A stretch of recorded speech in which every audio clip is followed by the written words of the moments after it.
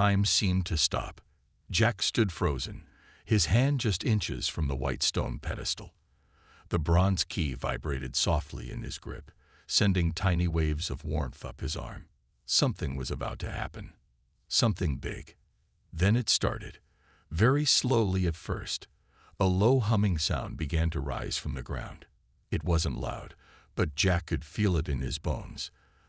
The sound was like music, but not music anyone had ever heard before. It was older, much older. The stones in the circle began to change. Their surface started to glow with a soft blue light. Each stone had different marks. Some looked like stars, some like animals, some like strange symbols Jack had never seen before. The marks moved. They actually moved across the stones, dancing and shifting like living things. Jack couldn't move. He wanted to run, but his body wouldn't listen. His legs felt heavy. His heart raced. The humming grew stronger. Now he could almost understand it, almost hear words in the sound, but not quite. The pedestal began to change too. Cracks appeared in its smooth white surface, but these weren't normal cracks.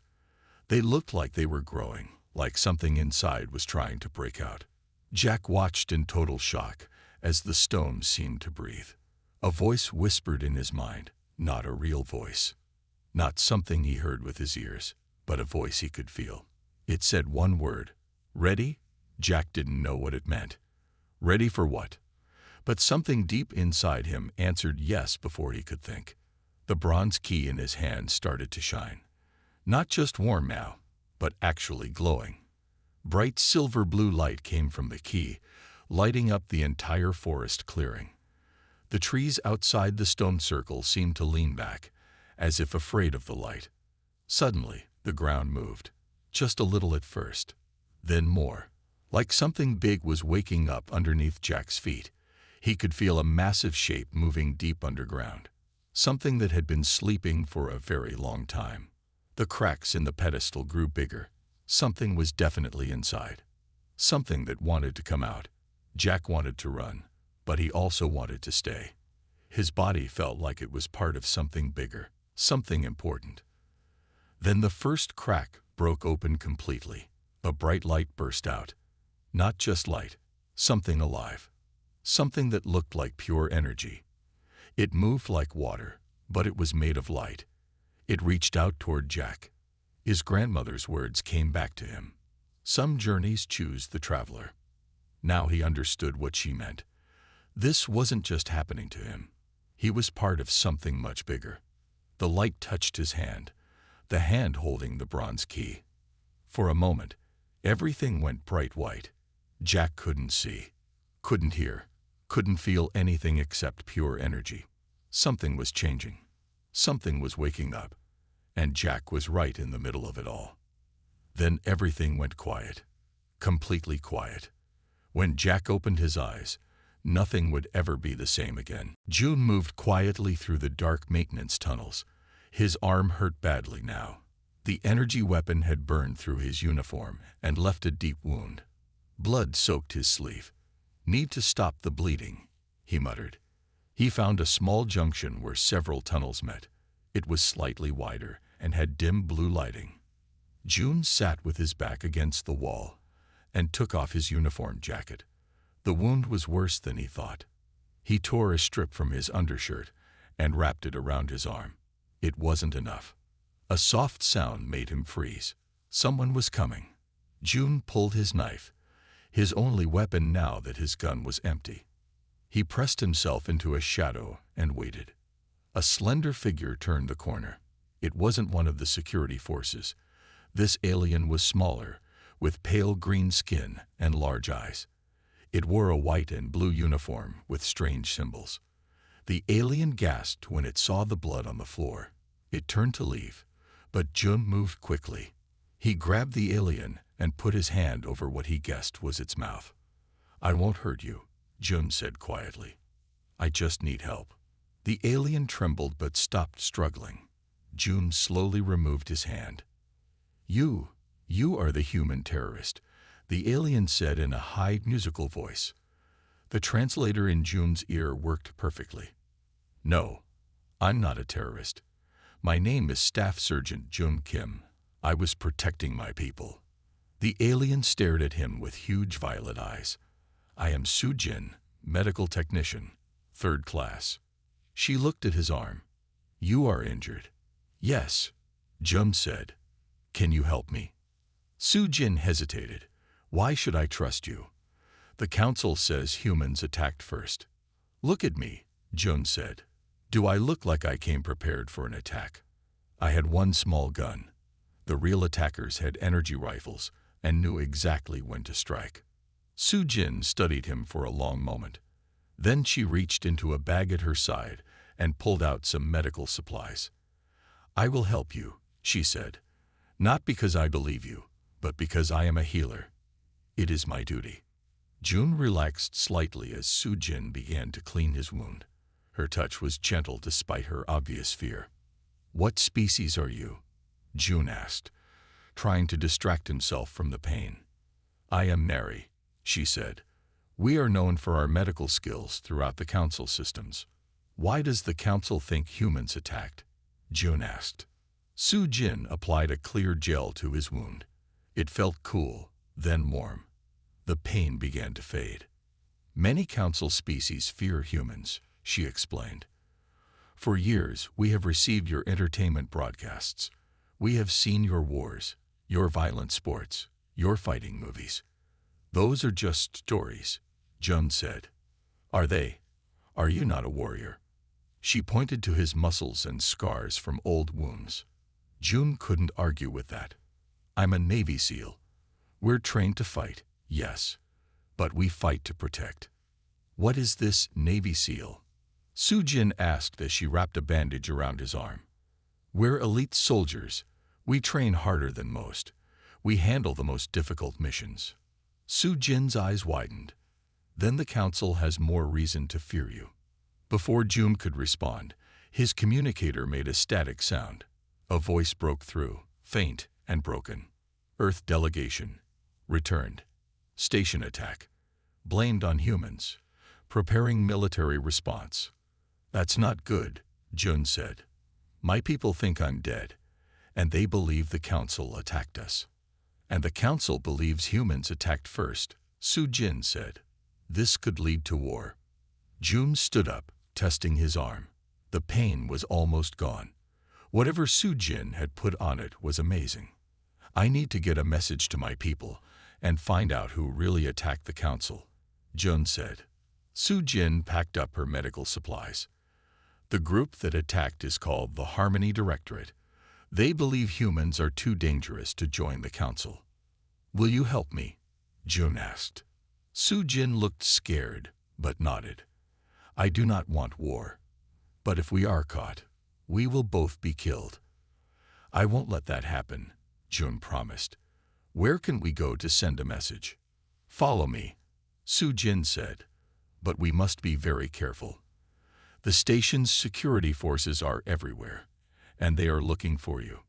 Together, the human soldier and the alien healer slipped back into the dark tunnels of the station. The forest seemed to change with every step Jack took. Shadows moved in ways they shouldn't, and the trees looked different from moment to moment. He clutched the bronze key tightly, feeling its strange warmth against his palm. Something about this place was not normal. A narrow path appeared suddenly. Jack was sure it hadn't been there just moments before. Moss-covered stones lined the ground, creating a winding trail that disappeared into the deeper parts of the forest. Each stone looked old, really old. They had strange markings that looked like tiny pictures or secret writing.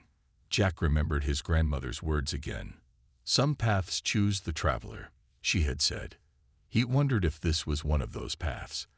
The key in his hand seemed to pulse with a soft light, almost as if it was trying to tell him something important. As he walked, the forest around him grew quieter. No birds sang. No small animals moved in the bushes. It was like the entire forest was holding its breath. Jack could hear his own heartbeat, loud and clear in the strange silence. Then he saw it, a small clearing just ahead, but this was no ordinary clearing. In the center stood something that made Jack stop walking completely. It was a stone circle, maybe 5 meters wide. Large stones stood in a perfect circle, each one covered in the same strange markings he had seen on the path and on the bronze key. In the middle of the stone circle stood a pedestal. It was made of smooth white stone that looked almost too perfect to be natural. Jack felt pulled toward it. His feet moved forward almost by themselves. The bronze key in his hand felt heavy, then light, then warm. 3 steps from the pedestal, Jack noticed something weird. The ground looked different here, softer, like it was breathing. He could almost feel something moving underneath his feet, but that was impossible. Ground didn't move. Ground didn't breathe. The pedestal had a small hole in its top, exactly the same shape as the bronze key Jack was holding. It was like the key had been made for this exact spot. Jack's hand trembled. Should he put the key in the hole? Something told him this was a big moment, a moment that could change everything. A wind came from nowhere. It wasn't a normal wind. This wind carried whispers. Jack couldn't understand the words, but he could feel their meaning. Something important was about to happen, something that had been waiting for a very long time. His grandmother's face appeared in his mind. She had known something. She had prepared him for this moment, even if he didn't understand how. The old map in his backpack felt heavy. The bronze key felt alive in his hand. Jack took another step forward. The stone circle seemed to watch him. The trees seemed to lean in closer. Everything was waiting for him to make a choice. One more step. His hand moved closer to the pedestal. The key almost seemed to pull itself toward the small hole. Something big was about to happen. Something that would change Jack's life forever. And then, just as his hand was about to touch the pedestal, everything stopped. Taeho sat alone in his office. On his screen were 2 videos. One showed the human during the attack. The other showed security footage from moments ago. The human had helped the Nari female. He had not taken her hostage. Someone is lying, Taeho said to himself. He pressed a button on his desk. Bring me all records of the council attack. Original recordings, not the official report. His computer beeped. A message appeared. Access denied. By order of Commander Da. Taeho's scales darkened with anger. Why would his commander block access? Something was wrong. He made a decision. He would continue the hunt, but he would watch this human carefully. Perhaps there was more to this story. Jun and Soo-jin moved through a busy area of the station. Jun had removed his uniform jacket. In his black t-shirt, he could pass for many different species from a distance. We need help, Soo-jin said. I know someone who might assist us. They turned down a narrow corridor and stopped at a small door. Soo-jin knocked 3 times, paused, then knocked twice more. The door opened slightly. A face peered out. This alien had orange skin with black markings and 4 eyes. Soo-jin, why are you here? And who is this? The alien sounded worried. Jaiho, please let us in, Soo-jin said. We need your help. Jaiho looked at Jun with all 4 eyes. Is this the human everyone is hunting? Yes, but he is not what they say he is, Soo-jin insisted. After a moment, Jaiho opened the door wider. Come in quickly. They entered a room filled with tools and machine parts. Jaiho was clearly some kind of technician. I am Jaiho, the alien said to Jun.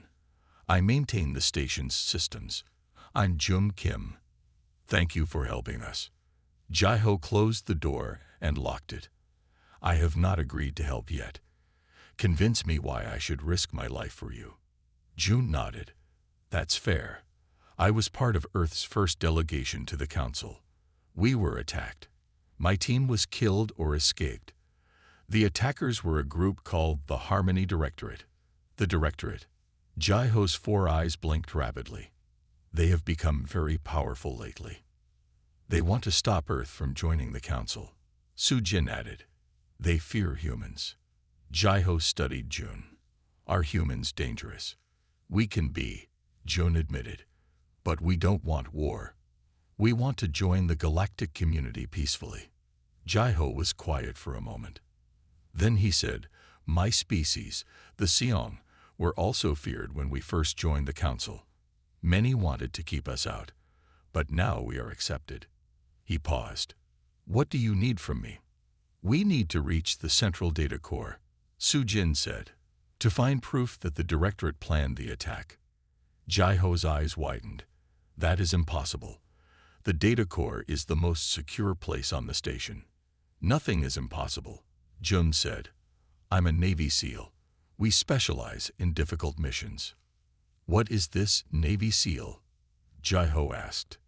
"Elite soldiers from Earth," Su-Jin explained.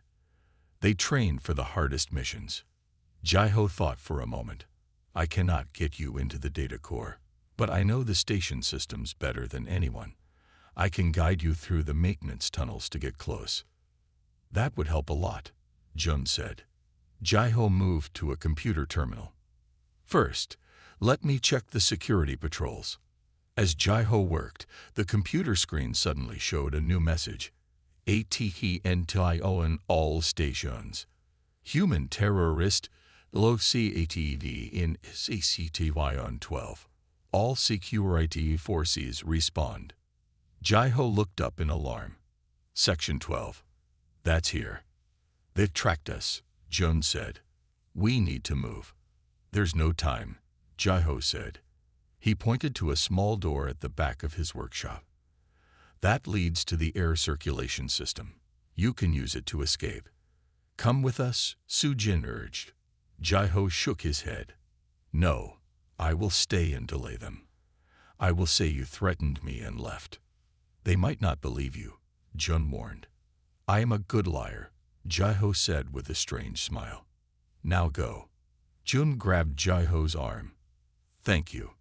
If you succeed, remember that not all council species fear humans," Jai-Ho said. "Some of us would welcome Earth as an ally." Su-Jin and Jun climbed into the airshaft.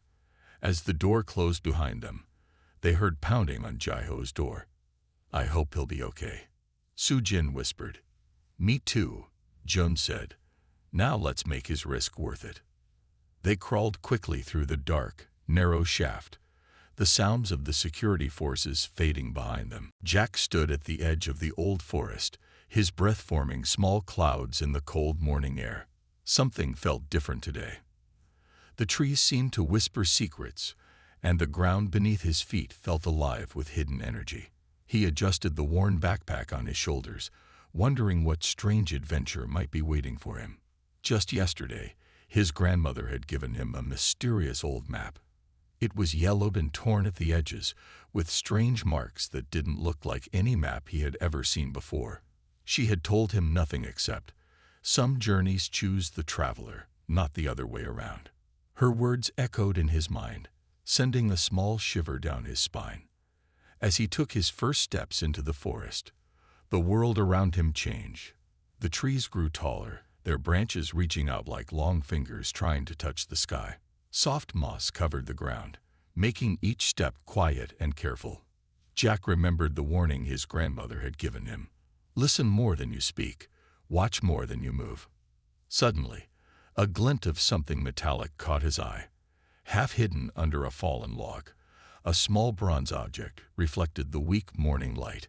Jack's heart began to race. He carefully moved closer, his hand shaking slightly with excitement and curiosity. It wasn't just any object. It looked like an old key, but not like any key he had ever seen before. The key was unusual. It had strange symbols carved into its surface, symbols that looked almost like tiny drawings of animals and stars. Jack picked it up, feeling its weight in his hand. It was surprisingly heavy and felt warm, as if it had been sitting in sunlight for hours. But the forest was dark and cool, and no sunlight had touched this spot. A distant sound made him look up. Something moved between the trees. Was it a shadow? A creature? Jack wasn't sure, but he knew one thing. This day was going to be different from any other day he had ever experienced. The forest seemed to be watching him, waiting for something to happen. The map in his backpack felt like it was burning a hole through the fabric. Jack could almost hear it calling to him, urging him to take it out and look at it again. But something told him to wait. Not yet. Something must happen first. A bird called in the distance, a sharp, strange sound that didn't sound like any normal bird. It was more like a warning, or perhaps an invitation. Jack took a deep breath and held the bronze key tightly in his hand. Whatever was coming, he was ready. Or at least, he hoped he was ready. The forest continued to breathe around him. Old trees washed silently. Soft winds moved between branches, and somewhere, hidden from view, something was waiting. Something that would change everything Jack thought he knew about his world. One step, then another. Jack moved forward, the mysterious key clutched in his hand, the old map tucked safely in his backpack. The adventure was just beginning. Taeho stood in Jaiho's workshop. Security officers searched the room, while Jaiho sat in a chair, looking scared. "They forced me to help them," Jaiho said. The human had a weapon. Taeho walked slowly around the room. His hunter's senses told him something was not right. He leaned close to Jaiho. "You are lying," Taeho said quietly, so only Jaiho could hear. "The human did not force you." Jaiho's 4 eyes blinked rapidly. "I don't know what you mean." Taeho pointed to the air vent. "They went this way." He turned to his officers. "Continue the search. I will question this one alone." When the officers left, Taeho sat across from Jaiho. "I am not your enemy. I am looking for the truth." "Why should I believe you?" Jaiho asked. "Because I have seen things that do not make sense," Taeho said. "The human protects the nary. He fights with skill, but does not kill. The official reports are being changed." He leaned forward. "What is really happening here?" Jaiho was quiet for a long moment. Then he said, "Counselor Min. He leads the Harmony Directorate. He planned the attack." "Why?" "He wants to start a war with humans," Jaiho explained. "His species, the Krell, control most of the weapons trade in the council. A war would make them very rich." Taeho's scales darkened with anger. "Do you have proof?" "No. But the human and the nary are trying to find it in the central data core." Taeho stood up. "Then I will find them before the other security teams do." Jun and Soo-jin crawled through the air system for what felt like hours. Finally, they reached a large open section where they could stand. "We're close to the data core," Soo-jin said. "It's just beyond that wall." Jun studied the area. "How do we get through?" "There's an access panel for maintenance," Soo-jin pointed. "But it will be guarded." Jun thought for a moment. "I need a distraction. I can trigger an environmental alarm in another section," Soo-jin suggested. "It would draw some of the guards away." "Good. Do it." Soo-jin worked on a small control panel. After a few minutes, alarms began to sound far away. "Now," she said. They moved to the access panel. As expected, 2 guards remained outside. Jun waited until they looked toward the alarms, then moved quickly. He knocked one guard unconscious with a strike to the neck. The second turned, but Jun was too fast. Within seconds, both guards were down. "They're not dead," Jun told Soo-jin. "Just sleeping." They entered the data core, a massive room with glowing pillars of light. Information from across the galaxy flowed through this room. "Where do we start?" Jun asked. "Council meetings are recorded," Soo-jin said, "including private sessions." She moved to a terminal. "I'll try to find records of the Harmony Directorate's meetings." Jun stood guard while Soo-jin worked. After several minutes, she gasped. "I found it. Look at this." The screen showed Counselor Min speaking to other aliens. His words appeared as text at the bottom of the screen. "The humans must never join the council. Their message to the galaxy will arrive tomorrow. We will attack during their introduction. It will look like they started it. The council will have no choice but to reject Earth and prepare for war." "That's it," Jun said. "The proof we need."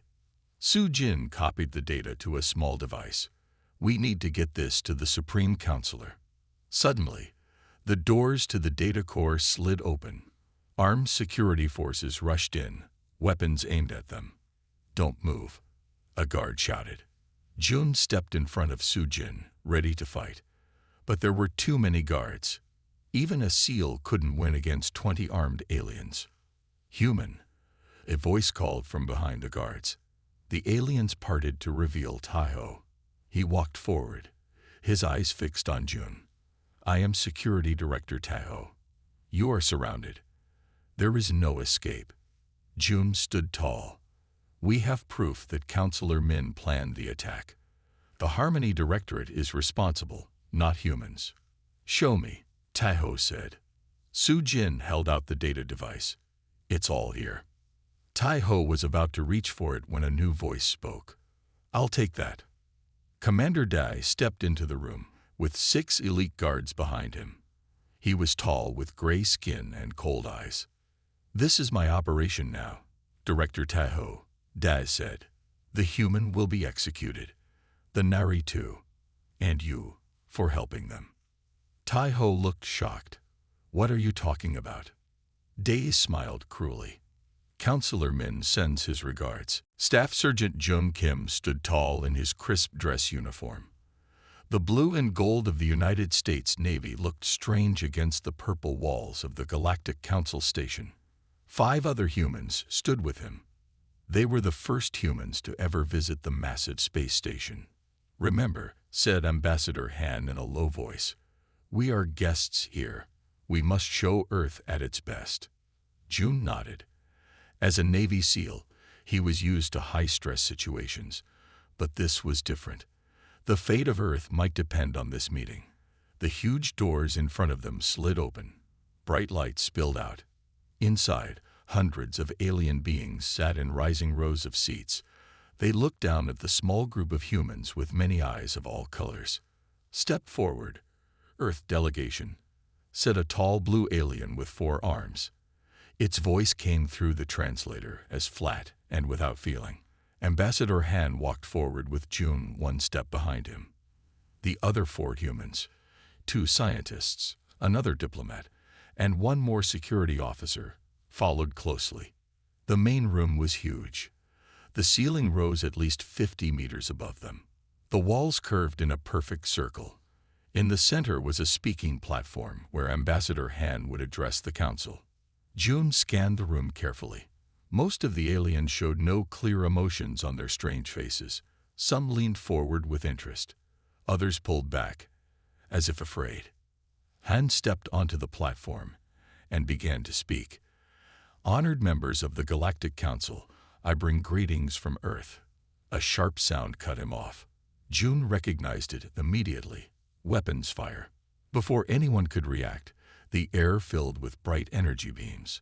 One struck Ambassador Han in the chest. He fell without a sound. "Attack," June shouted. He pulled his small sidearm, the only weapon the council had allowed them to bring. "Get to cover." The other security officer was already down. Energy beams were coming from a group of aliens wearing black suits different from the other council members. "This way," June yelled to the remaining diplomats. He fired 3 shots at the attackers, forcing them to take cover. The 2 scientists and the diplomat followed him as he backed toward a side door. The council chamber was in chaos. Some aliens ran while others hid under their seats. A few security forces were firing back at the attackers, but they seemed confused. "Stay behind me," June ordered. He kept his body between the civilians and the attackers. They reached the side door. It opened automatically, revealing a long hallway. June pushed the 3 survivors through. "Run for the ship," he told them. "I'll hold them here." The diplomat, a woman named Sun, shook her head. "We can't leave you." "That's an order," June said firmly. "Earth needs to know what happened here." A new round of energy beams hit the wall near them. June pushed them into the hallway and turned to face the attackers. He fired his last few shots, then the door closed between them. June ran down a different hallway. He needed to draw the attackers away from the escaping humans. His right arm burned where an energy beam had grazed him. He ignored the pain. "Human terrorist is escaping in Section 4, blared a voice over the station speakers. "All security forces respond." June felt his stomach sink. They were blaming the humans for the attack. He ducked into a maintenance tunnel as groups of armed aliens ran past. His communicator beeped once, then went silent. That was the emergency signal. The human ship was leaving without him. June was alone on an alien station, wounded with limited ammunition. Both the attackers and the station security were hunting him. And now it seemed Earth was being blamed for the violence. He took a deep breath and checked his wound. It wasn't too bad.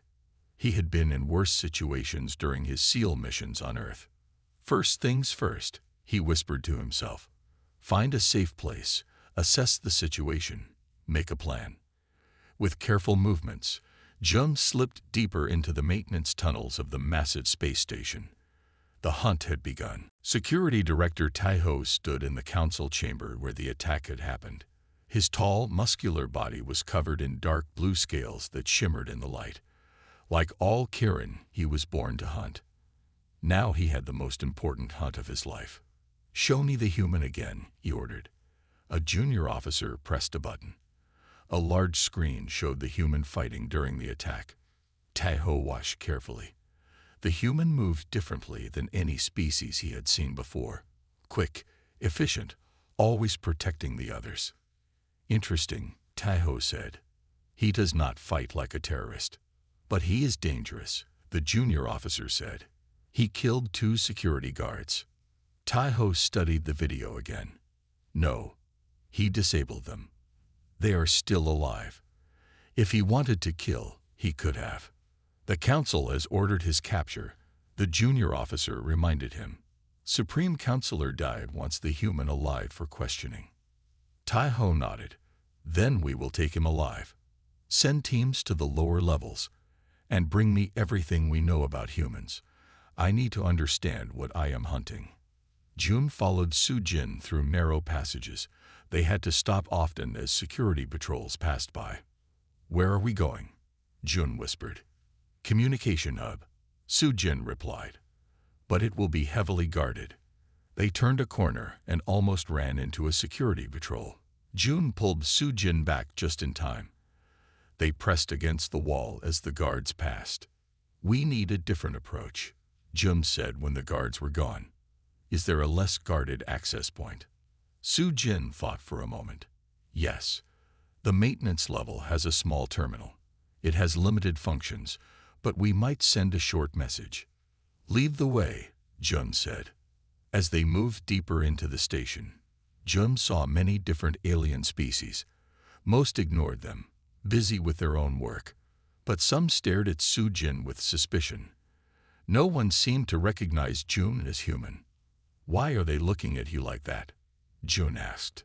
"Because I am with a stranger," Su-jin said. "And because many do not trust the Nari." "Why not?" "We believe in helping all species. Some say this makes us weak." She looked sad. "My people do not fight wars." They reached a small room filled with computer terminals. It was empty. "Hurry," Su-jin said. "We won't have much time." Jun sat at a terminal. "How do I use this?"